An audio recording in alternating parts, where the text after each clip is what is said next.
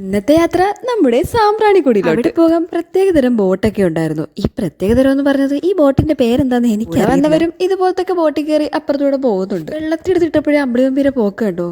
ഇത് എന്ത് തരം ജീവിയാണ്? കടൽക്കുതിര വല്ലതും ആണോ? സാമ്പ്രാണിക്കൊടിയിലെ ബോർഡ് കണ്ടില്ലെന്ന് ആരെല്ലാം കണ്ടു കഴിഞ്ഞാൽ പിന്നെ എടുത്ത് ചാടണോ, തലയും കുത്തിയിരിക്കണോ, നീന്തണോ, എന്തൊക്കെയോ ചിന്തകളൊക്കെയാണ്. നിങ്ങൾക്കും അങ്ങനെ പാർക്കിപ്പോ ഒരു ഫീലായിരുന്നു. കണ്ണിനും മനസ്സിനും ഒക്കെ ഒരുപാട് കുളിർമേകുന്ന ഒരു സ്ഥലമായിരുന്നു സാമ്പ്രാണിക്കൊടി. ഇത്രയും നേരം കായലിൽ നിൽക്കാൻ പറ്റിയത് ആദ്യമായിട്ടാണ്. നമ്മുടെ പ്രകൃതിയിലെ ഓരോ വികൃതികളല്ലേ. പിള്ളേരെ കൊണ്ട് വെള്ളത്തിയിട്ടാ പിന്നെ പറയണ്ട, എന്തൊക്കെ കാണണം. ഉണ്ണിക്കും ആമയ്ക്കും നീന്തൽ പഠിക്കണമെന്ന് ഒരേ വാശി. ഇതും ഞാൻ തന്നെ പഠിപ്പിക്കണോ അത്രേ. വെള്ളത്തിൽ വീണാ മുക്കിലിട്ട് താന്നു പോകുന്ന ഞാൻ എങ്ങനെ നീന്തൽ പഠിപ്പിക്കാൻ? ഗേൾസ് നിർത്തിയെടുത്തുനിന്ന് അനങ്ങിയിട്ടില്ല. രണ്ടിനെയും ഇരട്ടപ്പറ്റതാണോ. ഇവിടെ വന്നാൽ ഒരു പ്രത്യേകതയുണ്ട്. വെള്ളത്തിൽ കളിക്കുകയും ചെയ്യാം, എന്തെങ്കിലും വാങ്ങി മുണുങ്ങുകയും ചെയ്യാം. പോകാറായപ്പോ ഒരാളെ കാണാനില്ല. ദേ മരത്തിന്റെ മുകളിൽ കയറി ഇരിക്കുന്നു.